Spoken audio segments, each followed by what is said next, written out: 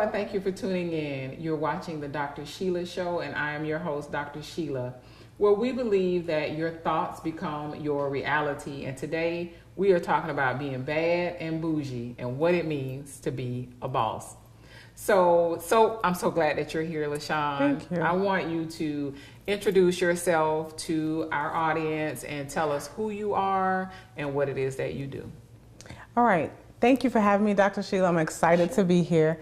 I am LaShoun, Coach LaShoun Sanders of the Boss Lady Blueprint. I am a mompreneur, an author, and speaker. I help women boss up their life, take it to the next level by igniting their passion while living on purpose. Igniting their passion while living on purpose. That's amazing. I think that, so many people say that they're a boss chick. We hear that often, Right. From women, that they say they're a boss chick. What exactly does that mean? Because I think sometimes people want the title, but Right. their lives are maybe a little bit in chaos and they're really not bossed up. So can you explain to us, what does that exactly mean? I can. So as a boss chick, as a boss lady, that means you have become an expert in your brand or business while maintaining all of those other things in life. That means being a family, a mom, a mompreneur, a wife, a significant other, as well as being a good friend. Because sometimes we forget to be a good friend when we're trying to boss up because we're so focused on business. So it's about covering every aspect of your life and then be able to be an expert and then a curator and enthusiast in someone else's brand and business as well. Because you can't just focus on your own business, because you got to know what's going on around you. So that's what I feel is a boss chick. She's able to cover it all and still look flawless while doing it. Right. I love it. And you are flawless. Yes. I love it. So let me ask you, it may sound, simple, like, okay, somebody's watching and they're like, well, she made that sound real easy, but I'm a single mom and I have 4 kids and I work 2 jobs and I'm just trying to get out the door in the morning, get the kids to school. I ain't got time to get glammed up, and I want to start my business. My question is, for someone who's listening, what are the first steps? Like, how do I even get it all together to get it organized so that I can be a boss? Right. It starts with an organized chaos at first, but before you can get started, you got to design a plan. That's hence the word I use, the blueprint. You got to build that foundation. So when you started, you're not going to be together. You got to start that journey that's going to get you together. And the first step would be, I call it personal development. Taking a look at yourself outside of yourself and said, how can I be a single parent, be a mother of 4, and still boss up? And then at that time when you realize, okay, it's time to get this notepad, this pen, take away the things that are not working, add things that are, and begin to move into your boss up phase. So the first thing is it's organized. It's organizing that chaos. Because right. you're thinking, okay, I got to get up in the morning, I got to go. Okay, should I set my alarm 30 minutes earlier? It's about time management in order for you to boss up, because it takes a lot, but it can be done. So if it's an organized mess, a organized chaotic mess in the beginning, as you stated, that's okay, because you got to start somewhere. I find that, I'm quite sure you do as well, sometimes people have so much going on, they don't even know where to begin, but you have to start somewhere. The thing is to start, to do something. Would you not agree? I agree. We often say someday, but someday is not one of my quotes is, someday is not a day of the week. Like, so you got to start today. You got to take action. So it's important that you begin to take action even in an organized chaos. You have to, that's the rule of bossing up, is taking action, because we'll continue to talk about it and we never take action. Wow, that's a good point that you make. Someday is not a day of the week. Because we keep putting it off and we never get to it. That's a great point that you make. So as a business owner, as a mom, as a wife, and successful as a boss, what are some of the challenges you have possibly faced in, just starting your business and becoming a boss a boss lady, developing the boss blueprint? How did you manage it all? I think the biggest challenge was finding the time. That would be the first thing. Then financially. Right.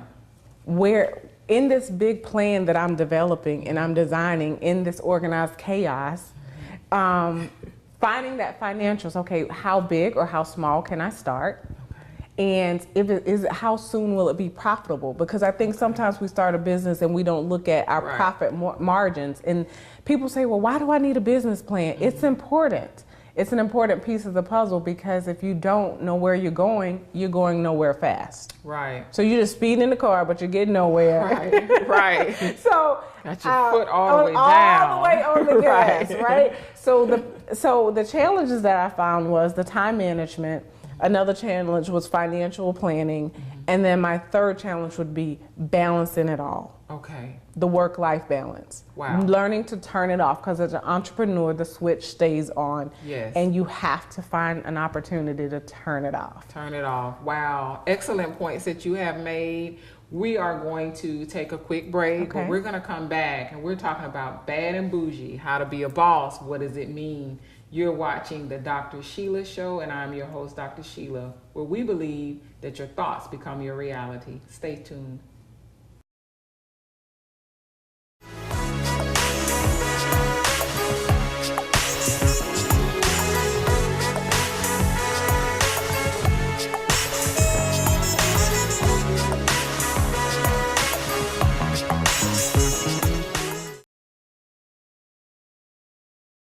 Hello and welcome back. You're tuned into the Dr. Sheila Show. I am so glad that you are here with our boss. I mean, we're talking today about being bad and bougie and what it means to be the boss.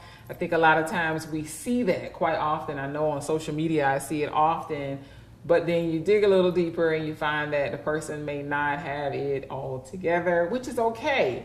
But I think that we need to define what it means to be a boss. And we have an expert here to tell us what that all means. So we're continuing our conversation. You have a lot that's going on. You're able to manage it all and do it, and it seems very effortlessly. So I'm quite sure that, sometimes people may see you. I know it happens with me. People see the Dr. Sheila and they think, oh, she's perfect. She doesn't have any issue, no problems, and they make assumptions. So have you ever experienced someone looking at you from a distance and making assumptions, perhaps misjudging you or misinterpreting who you are and what it is you stand for? And if so, please explain to us how you handle that. Sure. What did you do? Of course, people think that we wake up like this, right? Right. They think that Dr. Sheila wakes up just as flawless. Not quite. Coach Sean wakes up just as flawless. Not quite. Right. To be honest, I started at 5 a.m. this morning. Wow. So I tell people that we make it look easy because it's a part of my purpose. Right. And when it feels good to you, it doesn't feel like work. So it makes it easy to be on your 14th hour and still make it look flawless, because it's a part of who I am. And when you're motivated from within, I tell people, so when people say, well, how do you make it happen? How does it happen? It's because I'm motivated from within. But it's not easy. I don't wake up like this. It takes a team as well. I could not be as great without my team that helps me be as well. So it's just putting different things in perspective that people do view me as thinking this is flawless. People do say it looks too easy, but it's not. It's very hard work. It's preservation over and over and over again. And it's falling down. My failures equal my success. Oh, I love that. I fail all the time, but the most opportune person is going to fail. It's going to happen. And when every time I fall, I get up. Okay. But I get up even more flawless because I know that maybe, that just didn't work. Right. I like that. So, I like the way you did that. It just didn't work. So, my failures are my success, and it happens all the time. People think we wake up like this, but I want to encourage them to say, you too can be me. Right. Look in the mirror. There's no one holding you back but the person staring back at you. Oh, that's amazing. Say that one more time. Look in the mirror. There's no one holding you back but the person that's staring back at you. So get out there, get motivated, and just get it done. I love that you say that, because as you know, the theme of the show is your thoughts become your reality. So if you are living this self-defeating prophecy, you know, telling yourself that you're not good enough, and my business is not going to be successful, and well, I'm not pretty enough, I'm not this, I'm not that. You start to believe these things, and then you're defeated before you even start. That's right. Yeah. So let me ask you this question. You know, there may be someone who's looking and they're not as confident as you are. You know, they're dealing with the self-esteem issues, or they may not even know where to begin. Can you give some first 1-2 steps as to how to get it all together and where to begin? What should I do? How do I start? Phone a friend. That is the beginning. Phone a friend, a sister girl, and find a mentor. Okay. Find someone that can help pour into you, that you're to a point where you can then begin to pour into others. Okay. So I think the first step is mentorship and personal development. Mentorship and personal development. So in that mentorship, that could be perhaps a life coach or a professional coach. A life coach, a success coach. After that, also a spiritual coach as well, if you foresee that. But definitely coaching when you're not at your very best, because we do need motivation sometimes from others for that word of encouragement. So I think it's important to. That would be the first step. If you just feel I'm not pretty enough, and maybe this is just not my. Seek a friend. Right. Then from that, move into the success coach, the business coaches, but all those tools go back into personal development. Right, personal development. I think that, well, I know that you've made some very strong points, and I think that it's very important for us to keep in mind that in order to be a boss, we have to own up to our weaknesses or our areas of opportunity. I don't necessarily like to call them weaknesses, because I see them as opportunities for growth, opportunities for enhancement. So I think that's a part of being a boss. Would you agree that, you know, just being able to look at the woman or the man in the mirror to say, this is an area that I need a little help in, and reaching out to phone a friend, mentor, a coach for assistance? We are very happy that you're here with us, Coach Shawn. And we're going to continue our conversation about being bad and bougie and what it means to be a boss. You're tuned in to the Dr. Sheila Show, and I am your host, and we believe that your thoughts become your reality. Please stay tuned.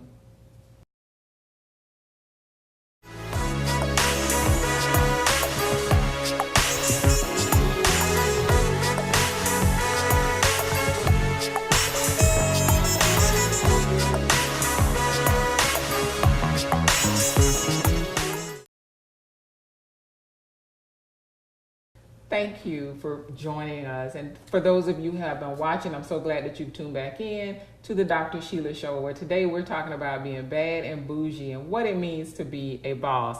We have Coach LaShoun with us here today. We're going to continue our conversation with the perfect person to tell us what it means to be a boss and how to boss up. So I want you to kind of tell us a little bit more about your business and some of the services that you provide, and then also go into maybe some of the things that you are involved in the community, events and things of that nature. Okay, so in the business, when we first started out, we started in success coaching. So we would take a person and their brand. So say they're a budding business and they have not met the revenue goals that they want to meet. So we want to help them boss up in their brand. So we do image consulting. So we're going to totally change their look.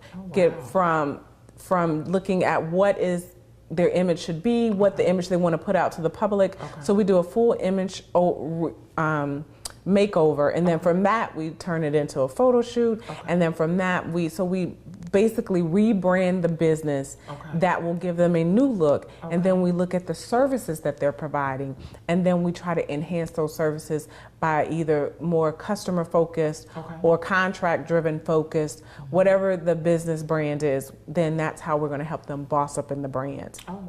And then so when we move from the branding aspect of our business and coaching, we move into career. So some people are saying, okay, I'm ready to move into management. So then we look at where are you in career, placement?